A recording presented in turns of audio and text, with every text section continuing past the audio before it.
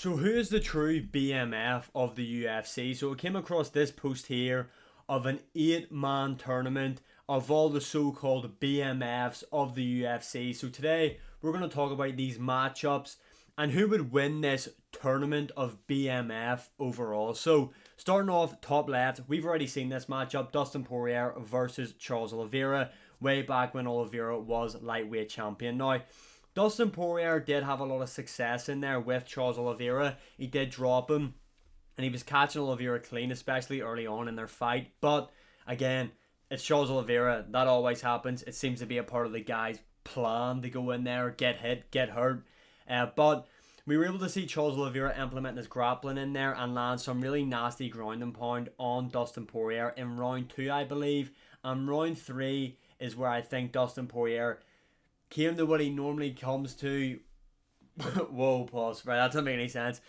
Ended up what happened to Poirier always happens to him. He ended up getting submitted. He got rear naked choked. Oliveira got on his back and subbed the guy. Now, time has passed. Obviously, Poirier's got a couple of wins, couple of losses since then.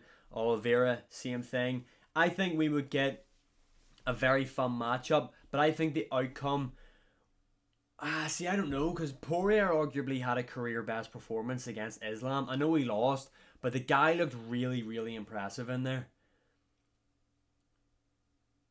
Do you know what? I might pick Poirier to win the rematch. Do you? Yeah, I'm picking Poirier to win the rematch. I think Poirier would beat Oliveira in a rematch. Do I believe that? For the sake of the video, we're going for it. Next up, Michael Chandler, Justin Gaethje, another rematch. I think the outcome would be the same, an absolute war. But Gaethje would beat him, to be honest. I think Michael Chandler would just turn himself into the heavy bag like he done in their first matchup. And I think Justin Gaethje would beat him. We're not going to waste time on that one. Nate Diaz versus Volkanovski. Now look, I like Volkanovski. I'm a big fan of the guy.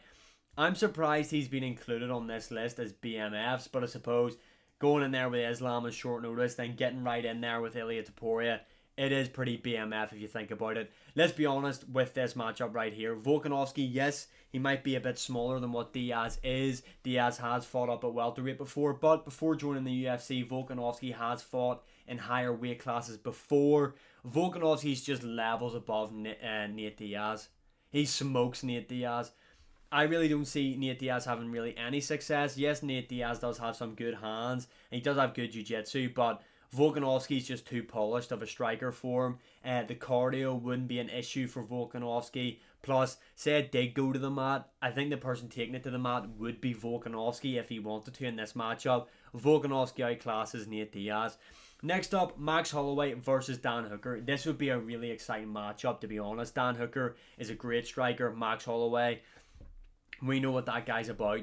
In my opinion, though, I think Max Holloway is just a better striker than what Dan Hooker is, and this matchup would just be a striking matchup, to be honest. And I think Max Holloway, I don't know if he'd finish Dan Hooker because Dan Hooker is extremely tough, but I think this would be an all-out war. I'm taking Max Holloway to win this fairly comfortably. So, unfortunately, we've ended up getting a lot of rematches here. Poirier versus Justin Gaethje. I don't know if Gaethje's going to be the same after that Holloway knockout. I mean, we've seen him say stuff that if he gets put away like that again, he's done, etc. And mentally, it would affect you. I mean, not only did he get knocked out brutally by Max Holloway, the guy got beat up for large portions of that fight, got spinning, fucking heel kicked in the face, nose broke, busted, blood everywhere.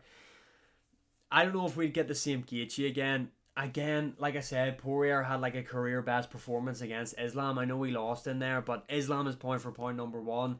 I'm taking Poirier to win the trilogy between himself and Justin Gaethje. Next up, we've got the trilogy, or not the trilogy, the fourth fight. What is that?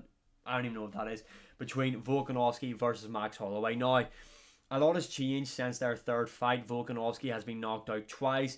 Max Holloway has been on a bit of a streak. We've seen this newfound power in the guy's hands. He knocked out the Korean Zombie brutally. He then moved up, knocked out Justin Gaethje brutally. So Max Holloway has seemed to find a lot of form here recently, jumping between divisions. It's hard to say though, because I know he got knocked out by Ilya, but Volk was compromised going into that fight. He should have never been in there. Volk's beaten Max 3 times. Max struggles with smaller opponents. But is Volk just cooked now though? Is he? Like, he's gonna beat Diaz easy. Let's just be honest. But is he cooked? I'm still gonna go Volk. Yeah, I'm gonna go Volkanovski to beat Holloway. He's done it 3 times. I believe he do it again. I think the guy isn't. I think there's still something left in the tank. And finally, that would then mean we get Poirier versus Volkanovski, a fight that I think would be interesting to see stylistically. Poirier's a great boxer, and he has extreme power in both hands. So it'd be interesting to see Volkanovski in there, especially with him now that Volk is coming off these 2 back-to-back KO defeats.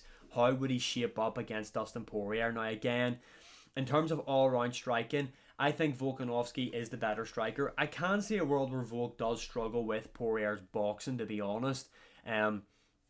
I can't see Volkanovski. Well, maybe he could look to mix it up with Poirier. I think that would be smart for him to look to grapple with Poirier a bit.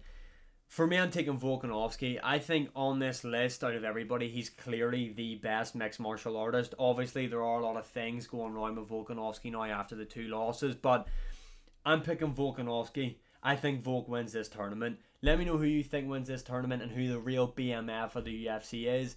And as always, like, share, subscribe, comment, all that good stuff. And I'll see you again in the next one.